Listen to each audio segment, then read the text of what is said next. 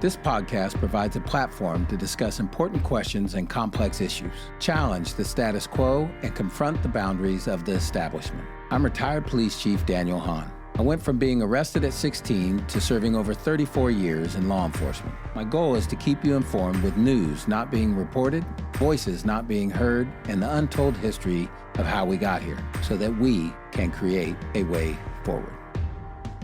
Today's guest on A Way Forward podcast is, I would say is a Sacramento icon, Miss Flossie Crump. And I'm not going to get too much into her story because I want everyone to hear it from her. But she is the first woman, who also is African-American, but the first woman to ever serve as a patrol officer in the Sacramento Police Department, but not just the Sacramento Police Department, but in the Sacramento region, the first woman ever to serve as a patrol officer. So everybody just think about that. The first ever. So I would like to welcome Miss Flossie Crump to A Way Forward podcast. Thank you. Someone that did 25 years as a police officer and was the first. So first question for you, Flossie, is nobody in this region had ever seen a woman as a police officer out in the community, much less an African-American woman. So, in other words, I doubt you ever saw a woman as a police officer growing up, at least in Sacramento. So what made you even apply? What created this circumstance where Flossie Crump applied to be something she had never seen before? Well, actually, there are two reasons that I sought to be a police officer. Personal reason. One is that I'm originally from New Mexico, small town girl, having moved to California at the age of about 14, 15.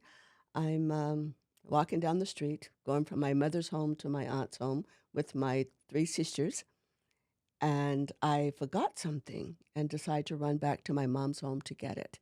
And the plan was I was going to catch up with my three sisters. So ran back to the house. Now I'm trying to catch up with them. I could actually see them off a distance. But what happened to me was I was actually kidnapped off the street by an older white man. And as I think about it now, I can remember having been thrown into the vehicle. There was no door handle. I'm thrown into the front seat. Just brief, I'm thrown into the front seat, and he's holding me down as he's trying to drive. I'm trying to get out the passenger side, and there's no handle on the door. There's no way I could open it. But as I'm struggling and fighting with him, I remember being able to see my sisters as we passed by. And of course, they had no idea what was going on. So long story short, that having happened, what saved me was the fact that my father raised what I call 6 prissy misses, 6 girls. That doesn't sound like a police officer, prissy missy. No, it doesn't. But my father had raised us with all the sternness of a caring, loving father, telling us certain things should or should not happen. And one of them was nobody should ever touch you in places that you don't want to touch you. So that's what was in my mind. And that's what caused me to struggle and to fight. And eventually, but again, without going into a whole bunch of details, I was driven out into the country, place that I had never been, and I'm still fighting. And because of what was going on in my head from what my father had taught me, I was able to bite the guy on his leg because he's holding me down, and was able to open the door on his side, the driver's side, and snake out under the door and to get away. And so that happened. And when I got back home, That's got to be a parent's. Well, I am a parent. That would be one of my worst nightmares. yeah, well, it was a nightmare for me too, because actually I thought I was in a nightmare, and I kept hoping I'd wake up. And long story short, I ran to a house after waiting for hours and hours and hours. I had this woman take me home, knocked on the door, and I think I experienced what a lot of the victims experience, because I felt dirty because this had happened, and I knew what the guy was trying to do because he kept pulling on my pants. And when the woman opened the door, the first thing I said to her was, "My mother dropped me off to babysit, and she left before she realized they weren't home." So you didn't tell the truth to I the didn't tell the yeah. truth. I felt like I felt standing there, I felt dirty Mhm. because I felt like the guy had I knew what he was trying to do, though I wasn't, uh, I was molested because he touched me. Right. But so when I get home, I tell my mom, and my mom, I just absolutely love this woman. Um, You told your mom the truth. I told my mom the truth. Actually, what Right. happened, I told the lady, I asked the lady to take me home, and my mother would pay her. So my mother drives me home, and she's waiting outside. I go in the house, and I tell my mom, "This woman brought me home, and I told her you would pay her." So my mom goes outside. She and the lady, I don't know how much or what, but Mhm. the transition was made. My mom comes back in. I told my mom what had happened. And of course, my mom was uh, compassionate, um, hugged me, assured me, and all those other wonderful things. And she told me then that she didn't want, because I was physically at that time okay, she said that she wasn't going to call the cops. And at the And time, I why didn't was that? really, well, I Why do didn't you really think? understood initially, but what she actually told me, she says, nobody is going to believe that a white man kidnapped a little black girl. Mm. And so she's, like I said, physically, I'm looking as if I'm okay. And so she chose not to. I didn't quite understand it then. Then, like 2 or 3 weeks later, we're watching TV. The same guy had kidnapped, raped, and beaten I think the child was like 6, 7 years old, Mhm. young girl. And the guilt with me set in. If mom had called, this would not have happened. So that stayed with me for a long time. And of course, my mom worked me through the nightmares, through the hot bath, the whole bit. My mom was always there for me. You can tell I'm trying to make this story short. Well, and we'll get into this later of your Okay. career, but I'm guessing that part of your life as a young girl and experiencing your mom's fears of reporting your fears and all that you went through helped you as a detective later on in Oh, life, definitely. understanding Definitely, victims. by all means, because my thing was I needed to show the compassion from law enforcement standpoint that wasn't there, that my mom didn't feel was there when Right. I went through it. That's what So prevented your mom from calling. I felt obligated, and my thing was if I could save another child, a girl in that case, or another parent from having to deal with the feelings that my mom and I had to deal with, that was my goal. That was a That was better my reason than perfect. when I became a cop. So you said two reasons. What was the other? The What other was the one other was reason? having gone through that when I started college, Fresno City College. I was working for a law firm, and we did pro bono work, and we did work of that nature. We defended a person, a man, a younger man that had kidnapped, no, I'm sorry, who had raped an elderly woman. And during our debriefing, the attorneys were saying things like, if he had done that to my mother, I would do blah, blah, blah. It was very obvious that he was guilty. Hmm. And I said to myself, and this is before I really, really decided to seek the avenues of becoming an officer, I said to myself, the officer did something wrong. Had the officer did it right or investigated it right, that would not have happened. Mm. So that also became my quest of becoming a police officer, because I need to help mothers and girls from going through what I went through. And then I thought, looking at that officer's report, there's a whole bunch of things missing. so those are the two reasons that set me on my quest. So tell me about some of the biggest challenges from the academy to your early days on the police department.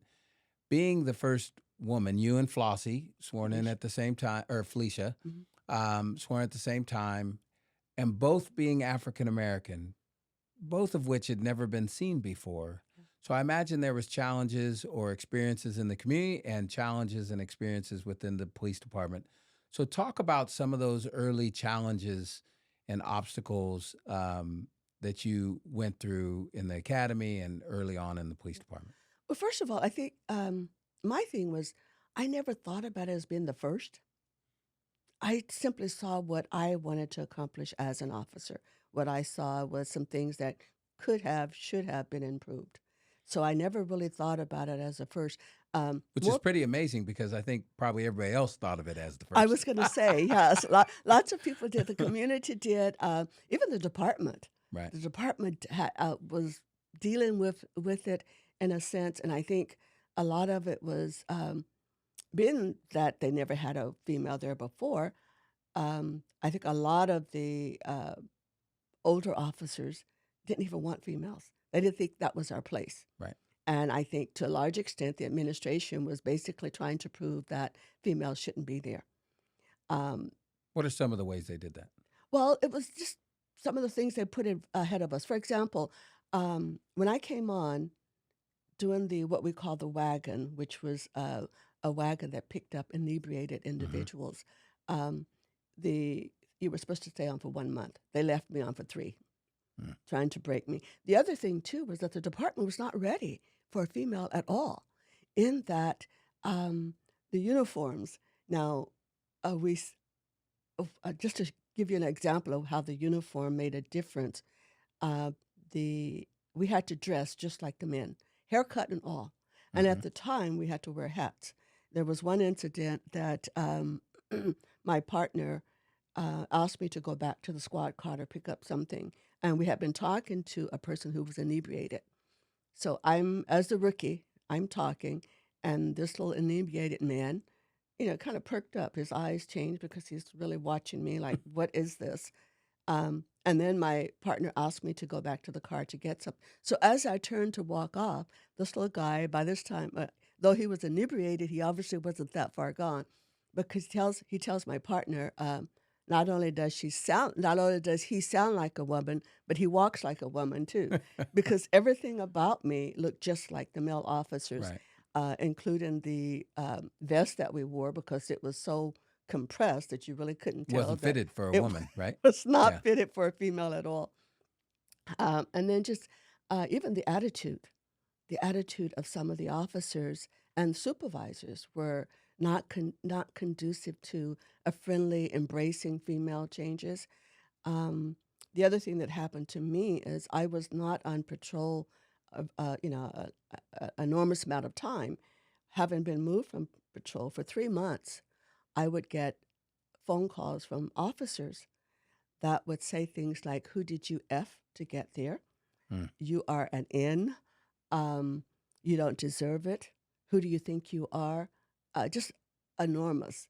And then I remember when I changed my phone number to protect myself and my family, I went to my immediate supervisor, told radio dispatch. Gave them the new number. Gave them the new number, radio dispatch. And one of the supervisors decided to call me on the carpet with the intention of writing me up because I didn't publicize my new number. So I'm just trying to imagine being one of 2 women working in that capacity for a while and getting these kind of phone calls and much more that you haven't talked about. What made you stay? What made you not just go, I don't need this? See, as I indicated, I was on a personal mission. I believe that certain things should have, and even to this day, I think about what caused me to want to become an officer. That was something I felt I could do. I believed I could do. I wanted to do. I needed to do. And I was going to do my best to make that happen. So if I were to listen to the naysayers, I wouldn't do what I felt I was compelled to do. I always believe that there's a reason for the things that happen to me as well. And if I didn't adhere, if I didn't listen to what those purposes were, or the negatives, what purpose they served, then I would not be doing myself justice, nor would I be doing the department justice. There was also a height requirement when I first tried to come on. So there were issues before I was even accepted. Right. In that there were height requirements 5'5" and 5'6", and though I claim 5'6" now, I was only 5'5" and a half at the time. So there were other obstacles. Well, you mentioned the department wasn't ready for No. women to serve in the patrol capacity or detectives and things like that. I know you've talked a little bit about the locker room when you first got Oh out of yeah. the academy.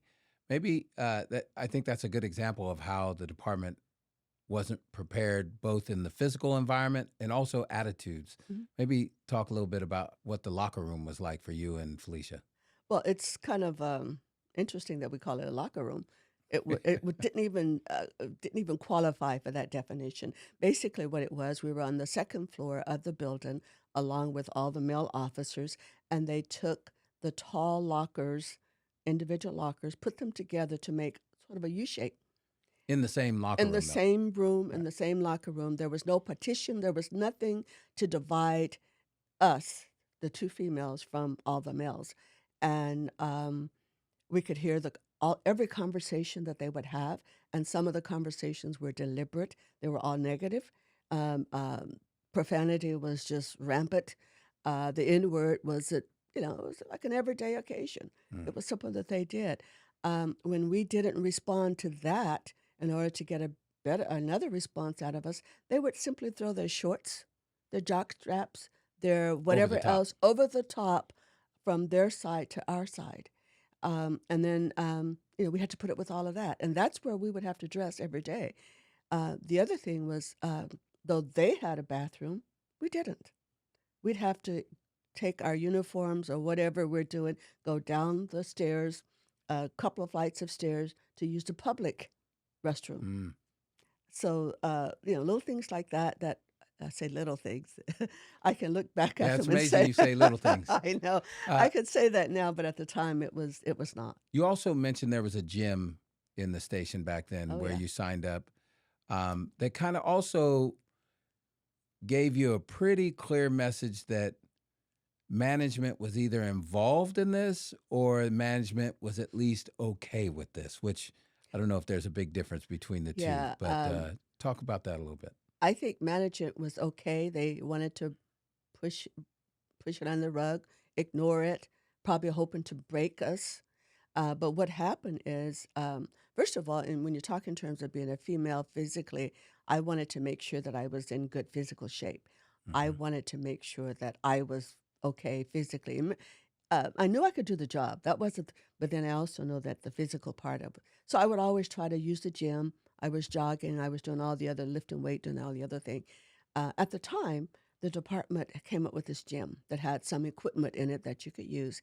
In order to use the equipment, you'd have to watch a video. Then each time you use the equipment, you'd have to sign in. Hmm. Now I would sign in, and oftentimes, the sign-in sheet would stay up there for for 2 or 3 days, or maybe With even a list the week. names The of list people of the that have names, been so you there. can see the date and the time that a person signed in, and then it may, somebody might not use it until the next day. So that was a habit of that Hmm. was the schedule. Hmm. And I remember going in the first time, and I'm looking at my name, Blackbird, Somebody wrote on it. Blackbird, uh, the N word, and just profanity. Hmm. And then, but again, that's the log sheet. And then I would look at who signed in after me because I'm getting ready to sign in the next day. And it would be the administration, somebody from high up in the That administration would have clearly would have seen what signed somebody in, wrote. right. And then say the third day or a couple of days later, I'm signing in again. So now I see the initial sign in where my name is and all this obscenity. Based on your race and gender and things like Uh-huh. that. Hmm. And then I'd see where the higher up at administration had signed in. Now I'm signing in again. And that was repetitious. So, in other words, I could see on the same sheet where people had wrote the profanity and the obscenity and all these other horrible things that somebody from the same person, in fact, from administration was also signing in. So they had to have seen what was being written next to my name, and no one said anything. So And I'm so curious, uh, with that going on, and especially coming to the conclusion, it sounds like that you clearly see that at the very least, management is okay with this uh, racial treatment of uh, this employee of your department. Mm. What impact did that have on you? What were your thought process when, it's one thing to say, oh, my coworkers like this, but I know management doesn't approve. So I could go to management or management will take action. But now you clearly see management's not going to do anything. Yeah. And they're either part of it or at least accepting of it. So there's no way I can go to them and expect like a whole lot's going to get done. As a matter of fact, I think you went to supervisors on a few different occasions. I did. But if I were to back up a little bit, talking about when I first came on, now I could think about 4 initial training officers that they were also ridiculed, but they were awesome guys. And these were my first 4 training officers were white guys. And I don't know if I can name them, but Yeah, as a matter of fact, that was where I was going next. In this day and age, especially over the last couple of years, I've heard repeatedly from community people, activists, that the police department is racist, and anybody that's part of the police department is automatically racist. And there's a longstanding mistrust, or at least higher mistrust, in the Black community than maybe some other communities of law enforcement. But, and somebody listening to the stories that you just told, that would reinforce that kind of thinking. But you had experiences with both Black officers and white officers that was quite the opposite of what you just described. So how did these officers that really go against what somebody might think is, if you're part of the police department, you're racist, especially a white officer at this time? well, the office, that's what kind of laid the foundation for me when I first started, because I saw both sides, the Black and the white officers that were supportive and encouraging the whole bit. The first person that got me on was a Black officer, and I've often teased him, and I tell him I blame him for everything that happens to me, literally everything. And to this day, I think he's okay with that. I think he's okay with that. And to this day, I still respect him, who actually got me initially to apply and go through all the training and the testing and the whole bit. And like I said, to this day, I still have a awesome relationship with him. The actual training officers, when I was sworn in on the street, who came in, were at that time we were working three-person cars. One officer that I will never ever forget, who played a big part on why I stayed, was George Brown.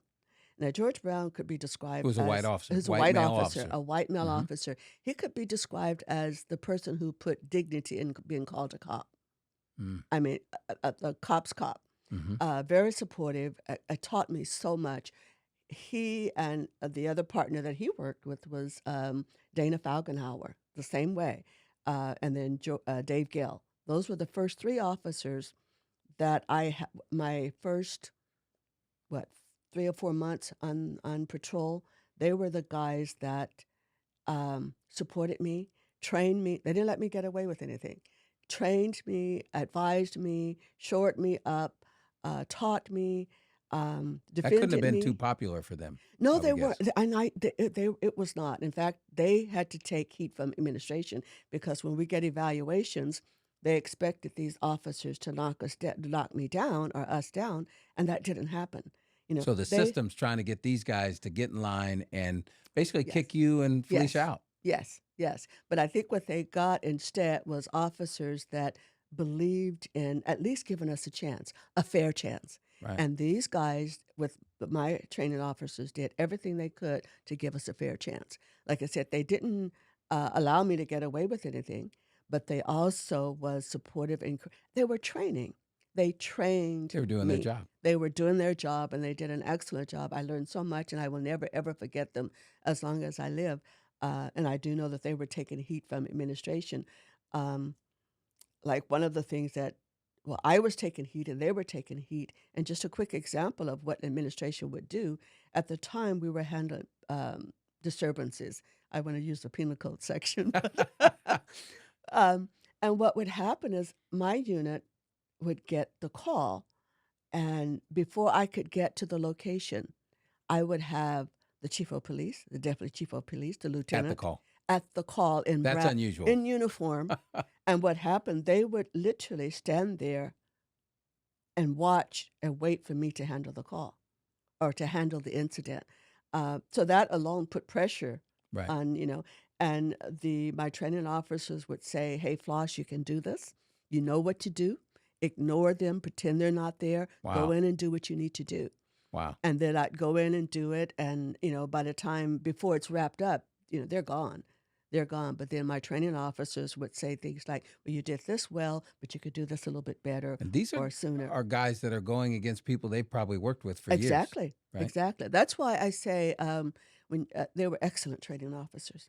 They believed in what all of us were doing as a department. They also believed in that the opportunity that females belong. We had a position. We had a place there. And had I fell, it would have been me. It would not have been them. In fact, just the other quick little thing that the training officers did, they took us out to practice shooting our gun, practice Mhm. target practicing. And I don't know if that was because they didn't want me to shoot them or, but the whole idea was they saw places for improvement, and on their own time, with their own ammunition, et cetera, they took us out to have us practice so that we can make sure we knew how to handle those. Hmm. So it was, and then, like I said, the black officers were just absolutely awesome. It seems that when I was having those days, like having seen the thing in the gym, I'd get a note or a phone call from one of the black officers that say, "Hey, little sis, hang in there." There's one one black officer that took it to another step, and I'll always be grateful. It seems like he knew just when I was having one of those days, and I would get to my desk, and there would be an orchid or a flower on my desk with the note, "I got your back," or something to that effect. Wow. So, or there would be a voicemail message from one of the black officers that would say, Something you needed at uh-huh, that time. yeah. And at the time, we were talking about the administration not wanting us to be there. I had a lieutenant. I understand that he is no longer with us, but I had a lieutenant that it bothers me now when I even think about it. Um, you know how most people have a picture of their kids, their dog, their cat, Mhm. somebody else on their desk? This guy came in with a picture of Hitler on his desk and the Of swastikas Hitler on the wall. at work. Wow. And my captain, this was a lieutenant, my captain, the deputy chief, and different people would All had come been and in there. sit, had been in his office, and nobody said anything. However, the one, again, just to show you how some of the people who, I'm going to use the word buck the system, I had a sergeant and I had another detective. Um, the sergeant and the detective before when this lieutenant got there, they called me to a side and they said, "Watch your back."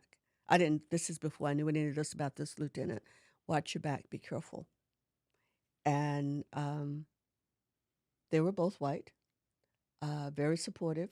One of them subsequently became a Superior Court judge, and the other became a district attorney. So you had a support system that wasn't just what people might think the black officers, but there was a group of white officers that also helped you through all these challenges, which I think is so appropriate because so many times in this environment we live in now is very divisive. But yet, what you just described is people coming together to fight against these wrongdoings that were put upon you and Felicia. Real quick, before I want to get kind of close out with your amazing career and some of the things that you did. But before we get to that, since we're talking about support system, you were married this whole time, and you're still married to the same guy with the great name, I might add. I imagine as a husband, I'm a husband. Um, I would be very concerned about my wife in that environment. So I'm just, I know this is part of your support system, Mhm. but what was that like for your husband? What did he think about you? Not only deciding to become a police officer, but then going through all of what you described and so much more that we weren't able to get to. Yeah. Oh, well, yeah. His name is Daniel. I told you he had a good name.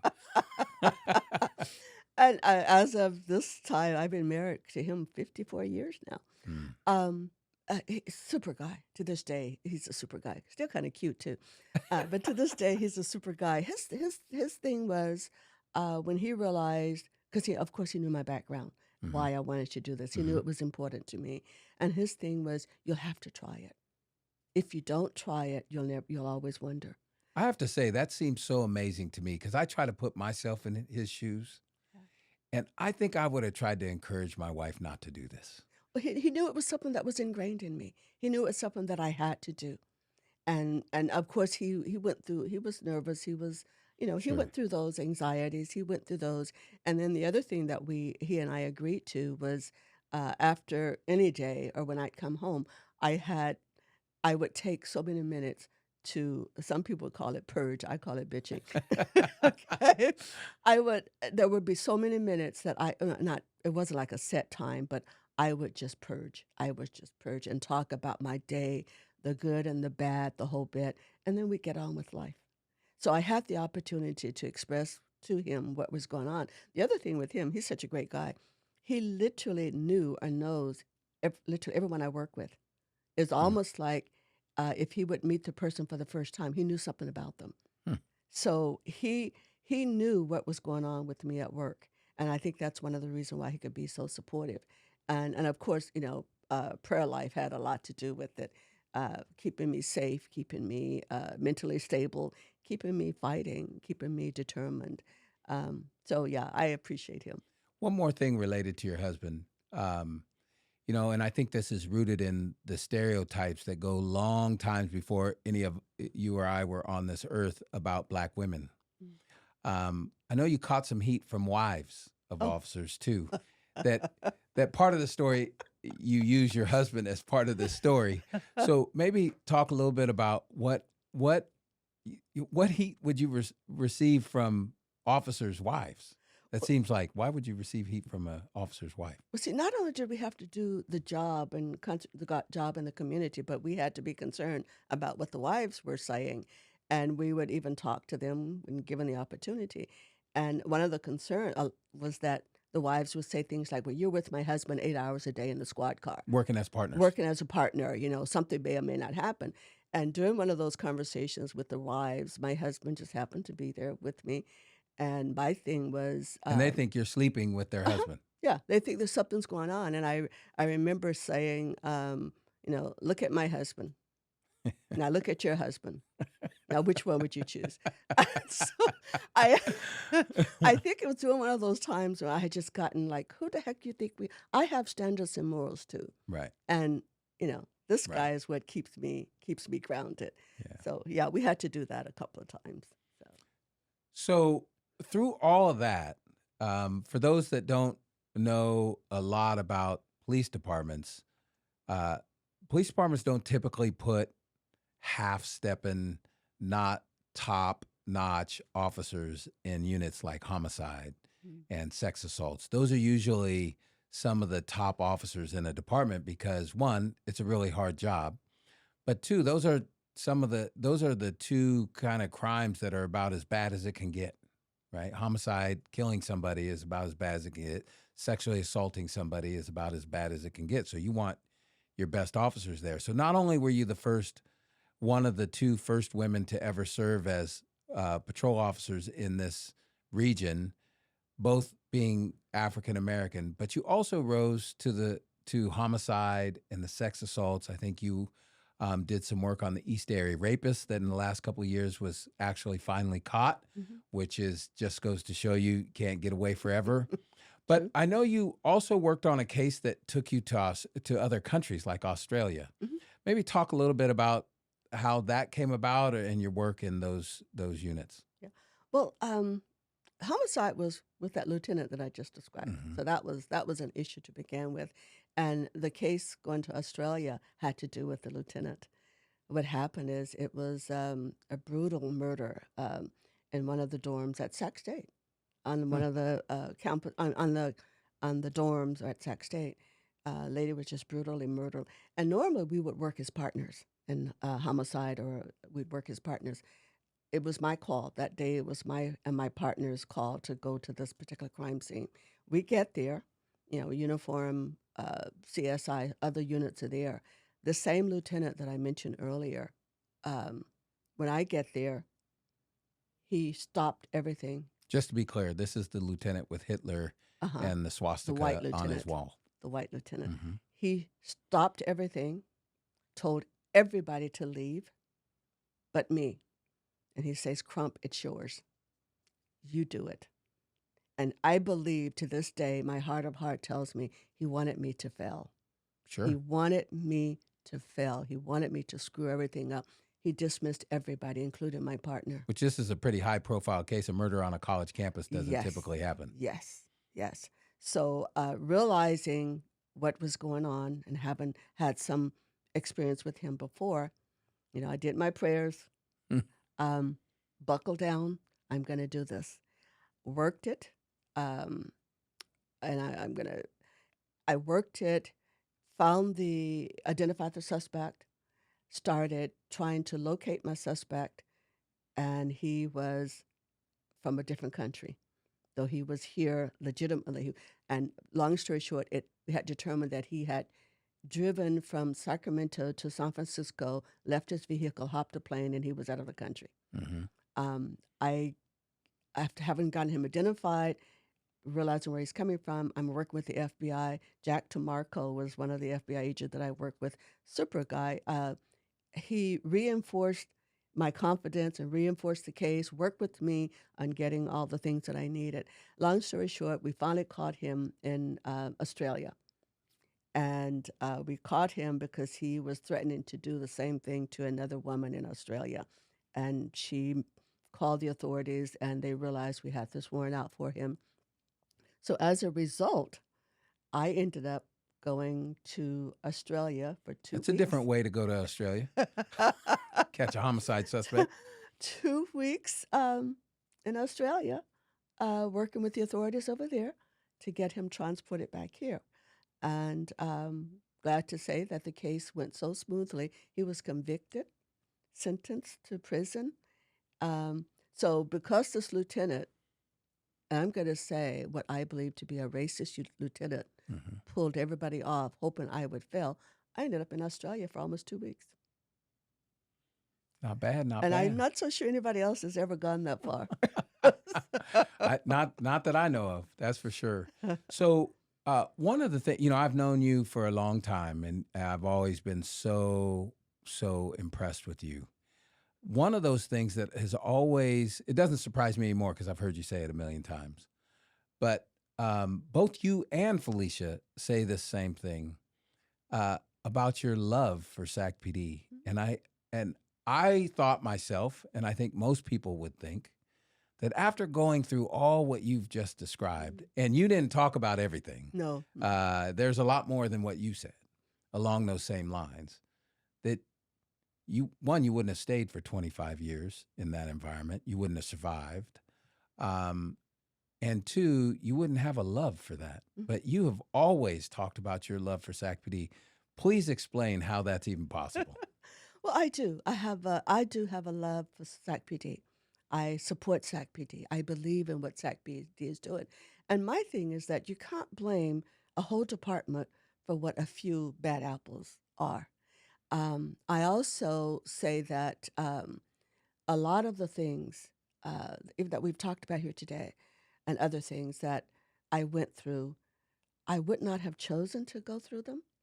But having gone through them, I don't regret it because it actually makes me who I am today.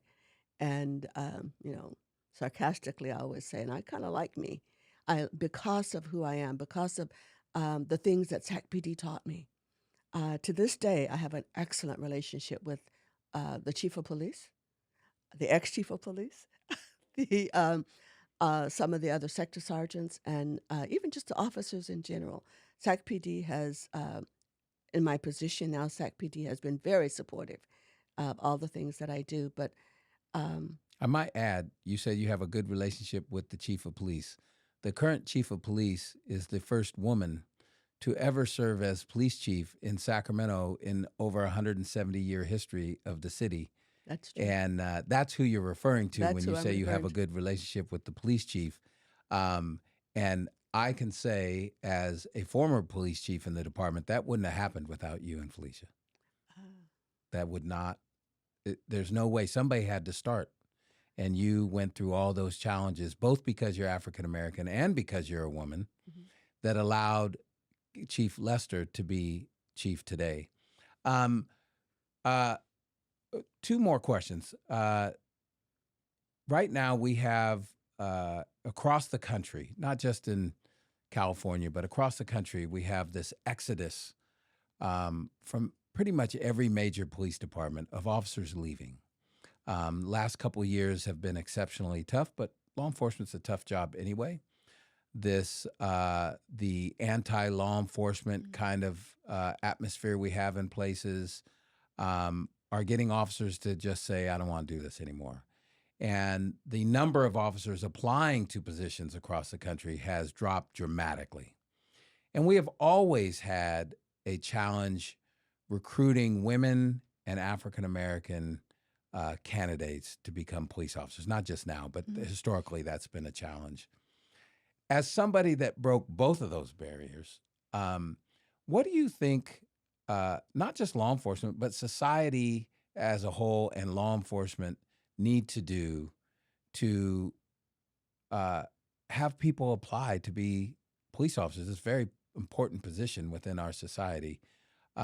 Somebody with your experience, I think, is a good person to ask this to. What do you think needs to be done to kind of change that dynamic? Well, first of all, I think that departments as a whole have to realize that the people that comprise a community are changing. Therefore, the department has to change and address the needs of the community, which means that internally, some of the policies, procedures, or the way we do things have to change. We Something can't you conti- forced to happen Right. against their will. Yeah, we can't continue to do the same thing that we've been doing for the last 30 years. We can't do that. Our society is changing. The need of the communities are changing. I think that we have to see ourselves as more of a part of the community rather than against the community, or we're going to make the community do what we, or as law enforcement, think they should do. So if they accept the fact that the community, the makeup of the community, where you talk about race, economic status, and even just talk about the age, things are changing. I also, and I could be wrong on this, but when I think in terms of the officers that are leaving, I think they're on the I'm not sure how to say this, but they're the older officers mostly. That's not to say paint them all with the same brush, that they're all resist change, but by the same token, I think that to a large extent is what happened. Now, on the other end of it, when we say why other people are not applying, I think that we're going to have to work on this relationship with the community to let them know that we're not against them. We're for making the community better, which means that we're going to have more interaction with the community, which means that we're going to have to listen to what they are saying, not tell them what they need to do, but listen to what they want, what they need. And if we do that as a whole, if we open our minds and open our ears to hearing what they have to say, that's going to make us better officers. We will always need law enforcement. That's Yes, just we a will. given. Yeah. That's a given. So and law enforcement's going to always need a community. Otherwise, why law enforcement? We need each other. Right. We need each other. So I think what we need to do is listen to each other. And I think law enforcement have to recognize the reputation that we have right now, and acknowledge, accept it, that this is a reputation that we have. So what do we do to clean that reputation up? Instead of being hard-nosed, telling everybody else what to do, we're going to have to listen to what they need and what they want to get them working with us. The other thing, too, is I think that we have to let people know that being a law enforcement officer is a career, not a job. A job is something that, you get disgruntled, you might just want to just check out. A career means that there's value, there's pride, there is always something that you can do and that you can actually move up. Okay, so you look at it long term. Change doesn't happen. It doesn't happen overnight. So I think we all look at it like a career. We have to deal with the community. We have to listen to them. After all, the community people, they're the one that's out there living those lives. So, last question I have for you. It's one of the things as police chief in Sacramento I'm most proud of. But I called you and Felicia one day and asked you to lunch because I wanted to name the largest room in headquarters after the two of you trailblazers.